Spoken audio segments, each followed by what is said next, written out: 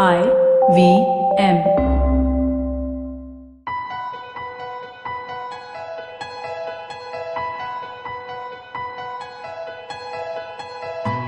Hi everybody, welcome to the next episode of the Sponge Podcast, leadership lessons I learned from my clients with Ambi Parmeshwaran.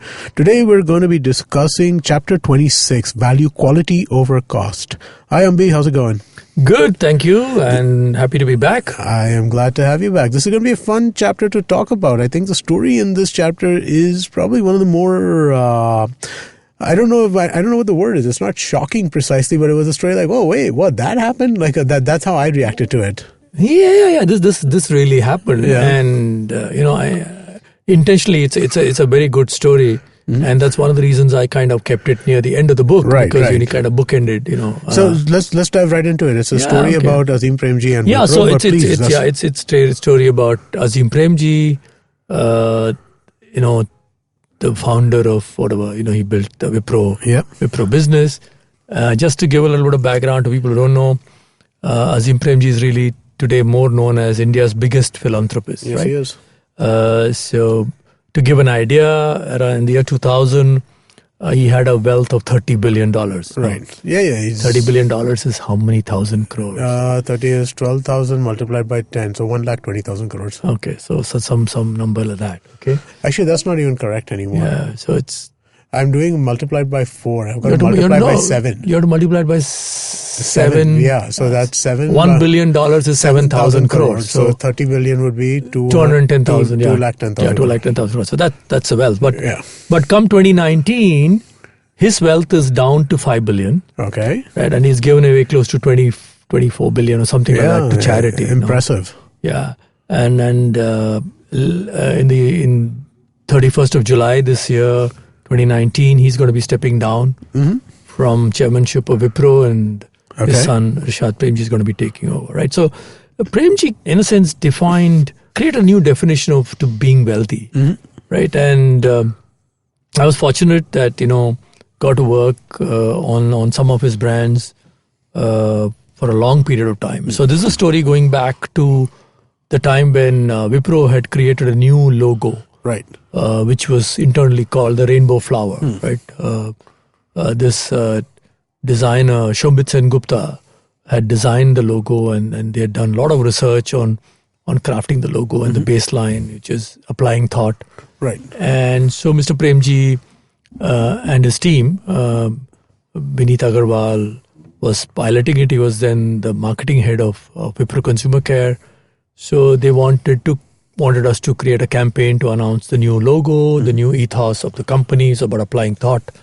So they'd come to Bombay to our office to look at the campaign. I think the first round presentation, I don't think we had anything great to show. It didn't work too well. So Mr. Premji said he'll come back after 10 days. So he came back after 10 days. And then we presented a set of ads which he liked. But there were some changes to be made. So he said, look, can you make these changes and come and show it to me next week in Bangalore? I said, yeah, I'll come to Bangalore and I'll show it to you. For some strange reason, there was something happened and I could not go to Bangalore. So I called his office a few days before my scheduled meeting with him, saying, look, I can't come for reason, and so can I come a few days later? Right. But his office checked with Mr. Premji. Mr. Premji said, no need for Ambi to come, and he can send one of his senior colleagues, and I'll not. I don't think I'll need too much time. Right. So I caught hold of Santosh Menon, my account director on the account, and I told him to take these 4 ads and go to Bangalore and show it to Mr. Premji and come back. So he said, yeah, great. So he went to Bangalore. I think the meeting was on a Friday, and the meeting was at 5:30 in the evening. And And Mr. Premji, 5:30 means 5:30. So the meeting started at 5:30, ended around 6:30. Okay. Things were cleared. And at which stage Mr. Premji asked Santosh, which flight are you taking back to Bombay? So Santosh said, sir, I'm leaving tomorrow. Okay. So Mr. Premji said, why do you want to stay the night here? There are, it's only 6:30. There's a 9 o'clock flight and there's a 9:30 flight. do you want me to book the ticket for you? I mean, why don't you go home, So, Santosh was in a bit of a jam because he had planned a night of pub crawling in Bangalore, and he didn't want to say all that to Mr. Premji. So he said, sir, I'll manage, sir. And then he ran out of the room. And the next Monday, he was there in my office, and he was all excited. He said, and he said, Ambi, Mr. Premji asked, which flight are you taking? Arey, main to gir gaya. I said, kyun gira? Arey, nahi, he was asking which flight. And I was spending the night, next day morning. So he was asking me, go. There is enough flights. I can book your ticket right now. Go. So, boss, मैं तो डर गया. So I said, यार, डरने का क्या बात है? You escaped? No, he said, no, I escaped. But I didn't want to tell him that I'm meeting some friends and, going around Bangalore in the night. So I said, good, you came back. So, ठीक है, हो गया. So this kind of stayed with me, saying, look, why did Mr. Premji ask Santosh this question? Yeah. That which flight are you taking? Right? And there must be some, kind of reason for this, right? And it kind of dawned on me some years later that I heard that Walmart has these guidelines for their vendors. So they are based in Bentonville and Arkansas, and all kinds of companies fly down to Bentonville to meet with them and negotiate with them. Right. And their rule is clear. So you come in the morning, meet us, and you leave the night. The understanding is that if you're going to spend the night in Bentonville, you're going to book a room and you're going to spend $100, $200 on the room. Right. You're going to have, a few drinks, you're going to have dinner, and the next day morning you're going to hire a cab. So all this totals up to $300, right? And in some way, shape or form, it's going to come to Walmart at some Exactly. That $300 is going to be billed to Walmart, and Walmart will therefore have to price their toilet tissues 1 cent more, right? And the Walmart customer is going to crib that much more, right? So they're very clear. So you don't. So I said, look, probably this is what Mr. Premji was talking about, right? So you need to, if you're trying to control costs in your company, every small bit matters. Yes, I do. And I think that's a lesson we learned dealing with Mr. Premji. So I kind of adopted that system, and I still do, that as far as possible, you take the morning flight out and you get back the night, even if it is 10, 11, 12, get back the night to Bombay, in my case.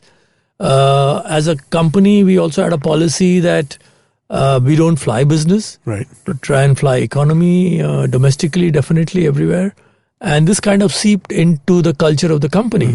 As a result, sometimes it used to be quite ridiculous that, that as a CEO of our agency, I'll be flying economy, and someone who's, say, a senior VP in another agency is flying business. Right. And they say, "Arey, boss, aap aise nahi, boss, main to mera jagah piche hi hai, main wahi chalega hamara." So maybe we used to carry it a bit too far, but working with, But I think domestically makes sense, right? I mean, like one of the common things that I've heard from a lot of corporates in terms of what this is, that any domestic flight or any flight which is less than 5 hours is economy. Any flight which is over 5 hours, where sleeping is a real concern, where you actually need to get some sleep, they'll cover business.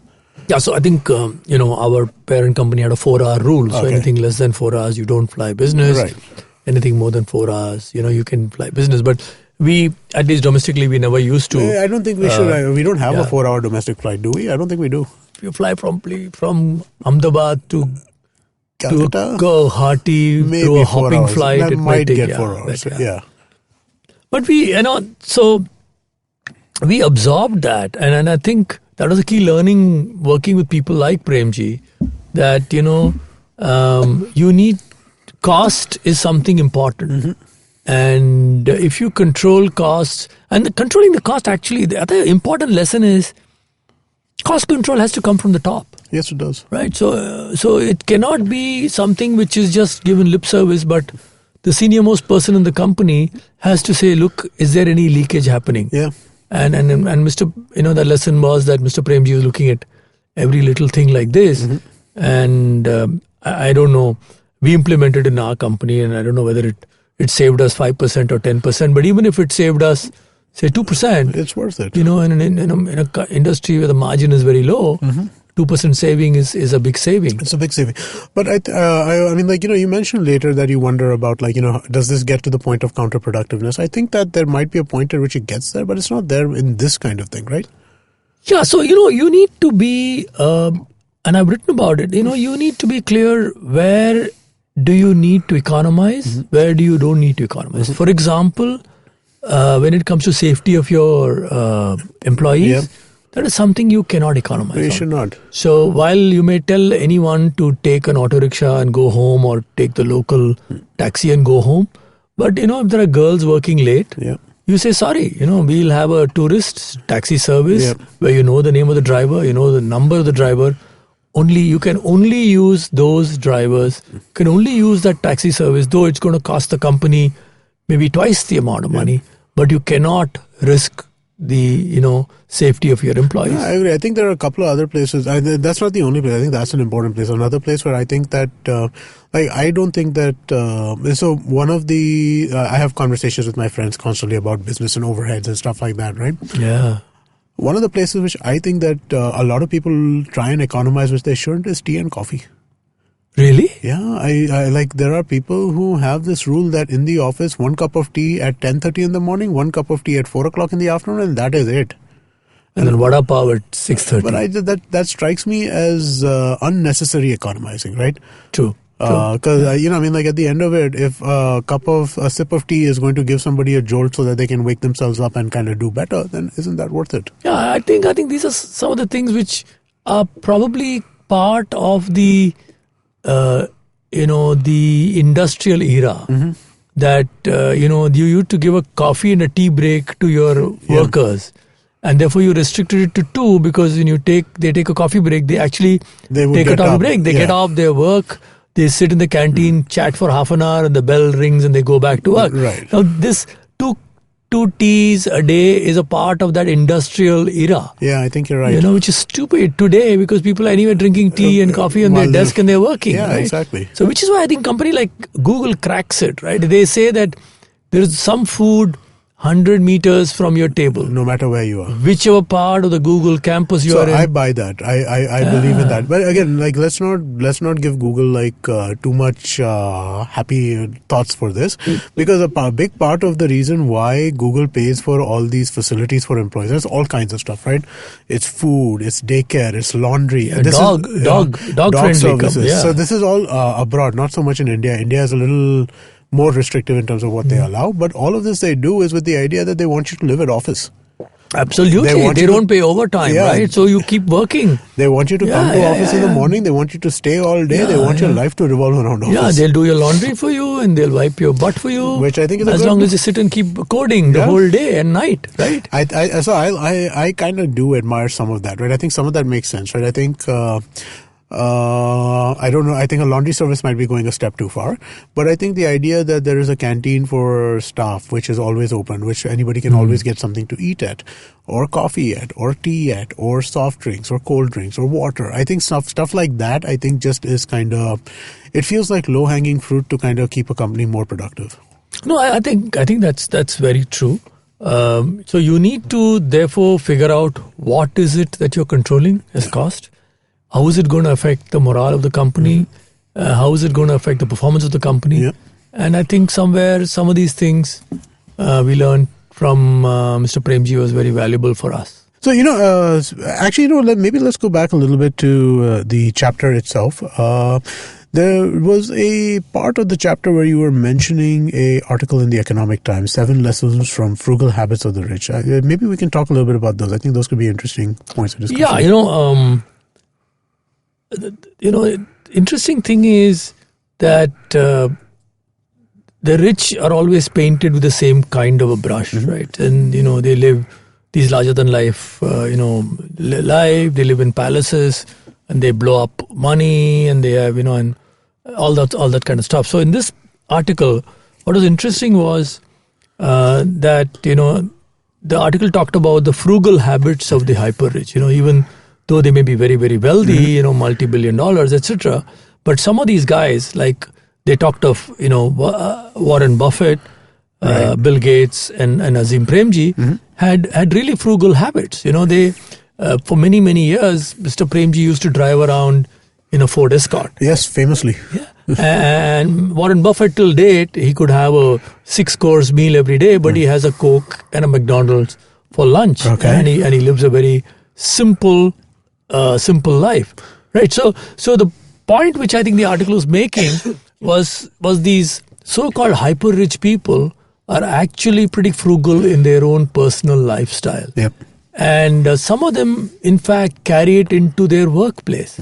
And I think whether it is, Warren Buffett or Azim Premji, they managed to take this frugal lifestyle, frugality into the organization to drive it into the culture, saying, look, we need to control cost at every level. Right. And if you control cost at every level, everyone will end up being wealthy.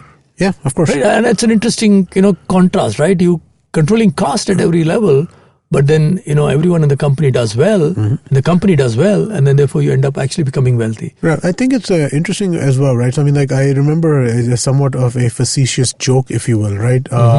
Somebody was making a joke about, so Shah Rukh Khan was on like the cover of some newspaper or the other, and he was talking about the cost of like a pack of bread or something like that. He was doing an ad for something, a Good Day ad or something, which was saying the price of it.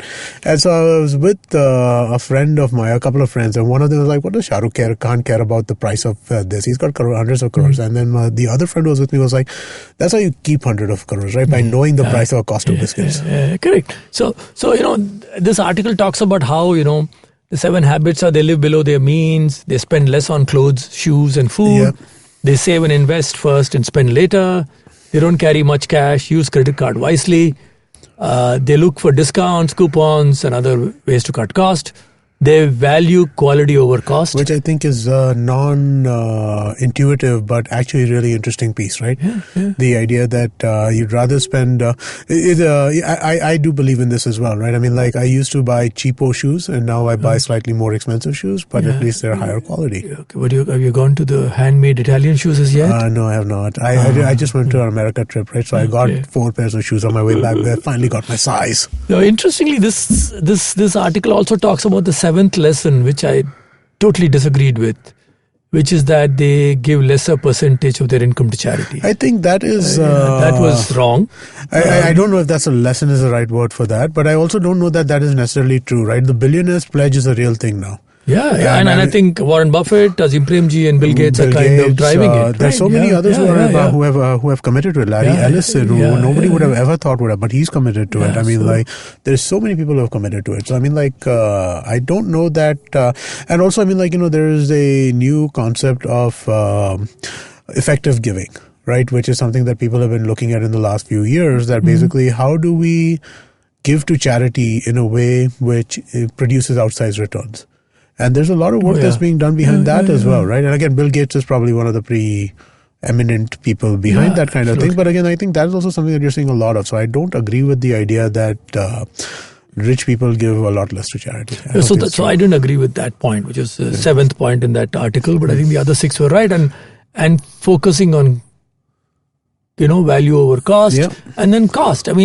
Cost is not something which you just talk about in your shareholder meetings, but you actually live. And you have to make sure that you're doing it as well as you can. Correct. Right? And you have to control cost with a heart, so to speak. Yeah, absolutely true. Great. I think that's a good line to end on. So let's end this chapter right here, and we'll be back next week with the self-driven driver. Yeah, thank you very much. Thanks, see you next week.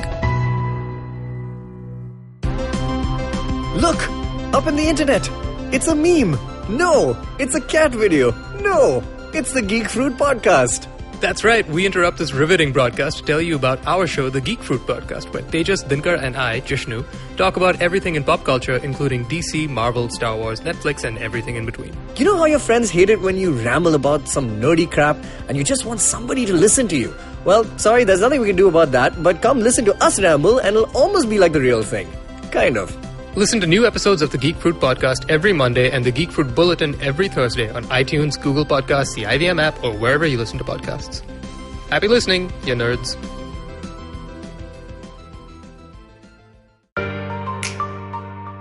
Family businesses get a bad rap. At one time, they were looked down on for getting rich, for being too ambitious. Today, they're still looked down on, but for not being ambitious enough. Not agile enough, not modern enough, too traditional in their mindset. The biggest brands and business houses in the country started out as humble family businesses. It's the way India has done business. Join Sonu Bhasin in conversation with stalwarts of Indian family businesses on the Inheritors podcast series by Bloomberg Quint. Discuss the highs and lows, the needs and pressure points of building a business legacy that spans generations.